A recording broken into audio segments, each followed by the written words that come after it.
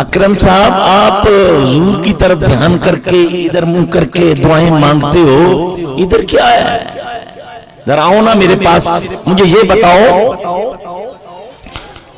कि जब आपने छत पे चढ़ना हो, छत पे चढ़ना हो तो किसका सहारा लेते हो? सीढ़ी। अगर आप हो ही छत पर,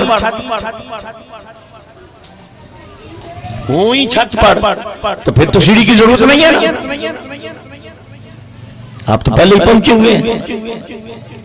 फिर उसने आयत पढ़ी आपके सामने कुरान की, अल्लाह जल्ला व अला इरशाद फरमाता है, नहनु अक़रबु इलैहि मिन हब्लिल वरीद, हम शारक से भी करीब हैं। अल्लाह इतना करीब है, इतना करीब है कि शाहरग से भी ज्यादा करीब है। तो फिर उसको छोड़कर तुम किसी और की तरफ क्यों ध्यान देते हो? सुन्नी बेचारा थोड़ा सा फिसल गया, सोचो विचार में पड़ गया, बात तो इसकी सही है।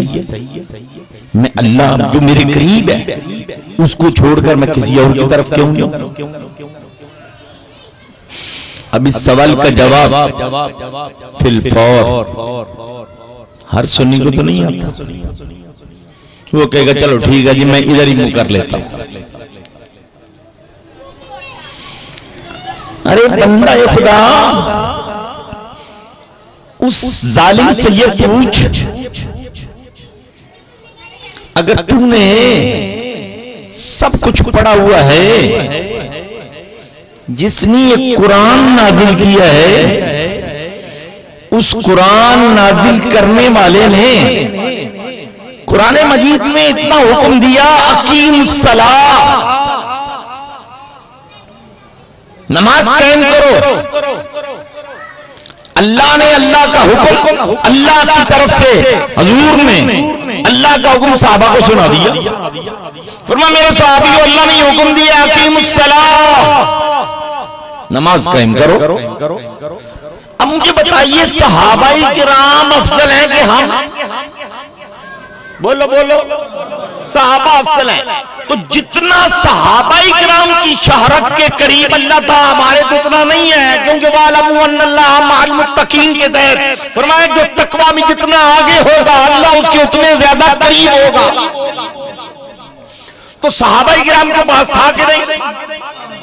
लेकिन सहाबाई किराम ने क्या सवाल किया, ऐ अल्लाह तू बता कि ये सलात क्या है? हमें तो मालूम नहीं, हमारी डिक्शनरी में ये सलात का लफ्ज नहीं है। अल्लाह से पूछा साहबा ने? नहीं पूछा।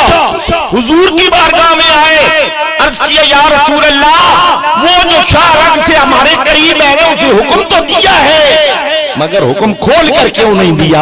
आप बताइए ना, मसला सलात क्या है? तो हुजूर ने ये नहीं फरमाया कि पूछो ना रब से, हुजूर ने फौरन फरमाया सल्लू कमा रअयतुमूनी उसल्ली, तुम ऐसे सलात पढ़ो जैसे तुम मुझ मोहम्मद को सलात पढ़ते हुए देखते हो। सुभान अल्लाह, सुभान अल्लाह। नारे तकबीर, नारे रिसालत, नारे हैदरी, नारे गौसिया, नारे तहकीक, सारे का सारा इस्लाम मुजमल कुरान ने दिया है और उसकी तफसीर और मुफस्सल हुजूर सैयद आलम सल्लल्लाहु अलैहि वसल्लम के तहत हमें मजबूर कर दिया गया। फरमाया नमाज मेरी पढ़नी हो, हुजूर की बारगाह में जाना, रोजा मेरा रखना हो, हुजूर से सवाल करना होगा कि कैसे रखे, कब रखे और उसके दरमियान क्या क्या करना है, और हज मेरा ही है। लेकिन हुक्म हुजूर का चले, बल्कि अगर ये कह दूं तो बर्दाश्त कर लेना।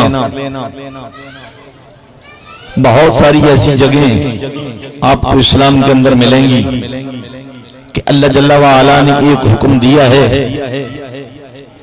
और उसके तहत अपने महबूब सल्लल्लाहु अलैहि वसल्लम को अपॉइंटमेंट की इजाजत दी है। वो अंग्रेजी का लफ्ज़ ही मौजू है। अगर उर्दू में मंगाऊं तो शायद ये परेशान हो जाएगा। आप जानते हैं कि नमाज का वक्त मुतय्यन है।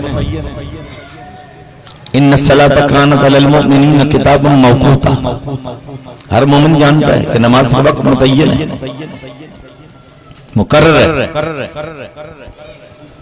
हर मस्जिद में तकरीबन लिखी भी होती है।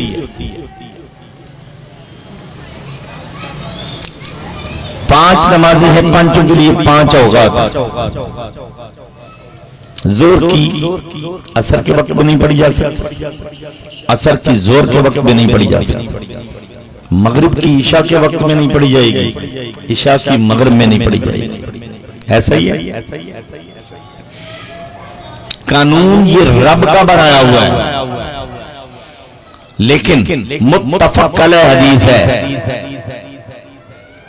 कुरान मजीद के बाद इस हदीस का दर्जा है जो ना माने दायरे इस्लाम से खारिज है। क्या है? हुजूर ने एक हज अदा फरमाया, 2 नहीं की। चाहते तो कर सकते थे। सन 9 हिजरी में हज फर्ज हो गया था, लेकिन हुजूर ने किया नहीं। 10 हिजरी में फर्ज हुआ, 10 हिजरी में हुजूर हज के लिए तशरीफ ले गए। क्या किया? मैदान अरफात में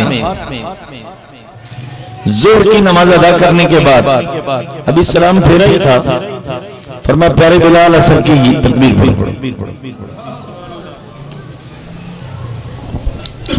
है ना हुक्म? किसी सहाबी ने नहीं अर्ज की, या रसूल अल्लाह अभी तो असर का वक्त नहीं हुआ। और हुजूर ने पढ़ाई कि नहीं पढ़ाई? आज तक उस पर अमल हो रहा है, इख्तिलाफ अपनी जगह।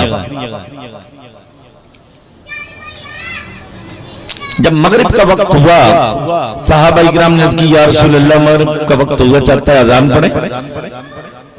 हुजूर ने फरमाया यहां नहीं पढ़ेंगे,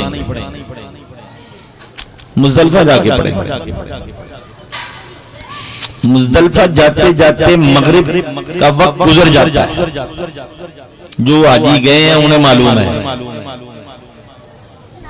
उस वक्त भी यही हाल था, इससे भी ज्यादा बल्कि हालात दिगर थे। तो हुजूर ने फरमाया हम मुज़दलिफा जाके पढ़ेंगे, या रसूल कज़ा हो जाएगी। फरमाया मेरे होते हुए कज़ा नहीं होगी। मुज़दलिफा जाकर हुजूर ने ईशा के वक्त में मगरिब और ईशा दोनों अदा पढ़ी, और जोर के वक्त में मैदान अरफात में असर को आगे से खींचकर पीछे ले आए।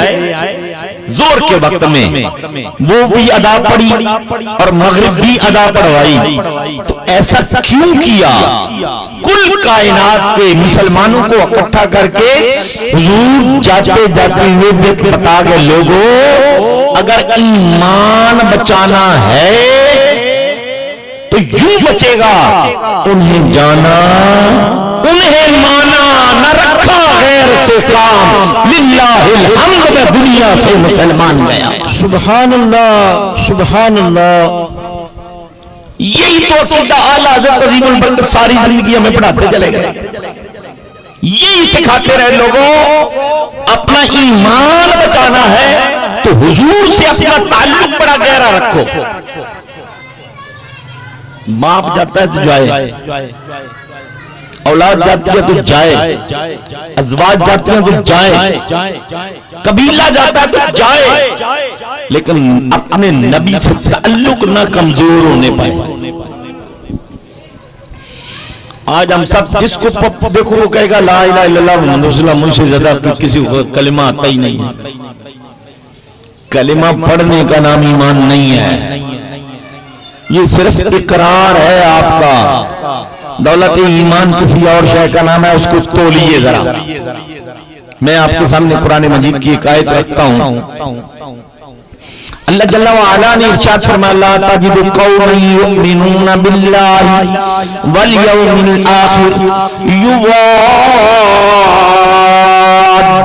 मन हाद्द वाद्दल्लाह व रसूलहु वलौ कानू आबाअहुम व इख्वानहुम व अशीरतहुम उलाइका कतब फी कुलूबिहिमुल ईमान व अय्यदहुम बिरूहिन मिन्हु व युदखिलुहुम जन्नातिन तजरी मिन तहतिहल अन्हारु खालिदीन फीहा रदियल्लाहु अन्हुम व रदू अन्हु उलाइका हिज़्बुल्लाह अला इन्ना हिज़्बल्लाहि हुमुल मुफ्लिहून।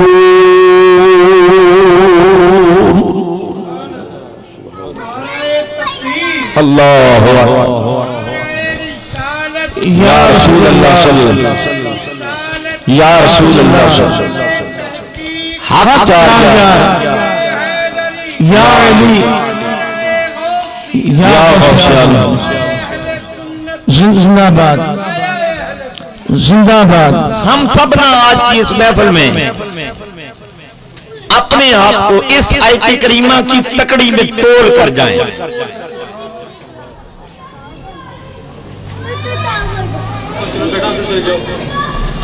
ला ताजिदो, आप नहीं पाओगे कौमन किसी ऐसी कौम को युमिनून बिल्लाहि वल यौमिल आखिर, जो अल्लाह पर भी ईमान रखती है और मरने के बाद दोबारा उठने पर भी यकीन रखती है, यानी ईमान की दौलत है जाहिर।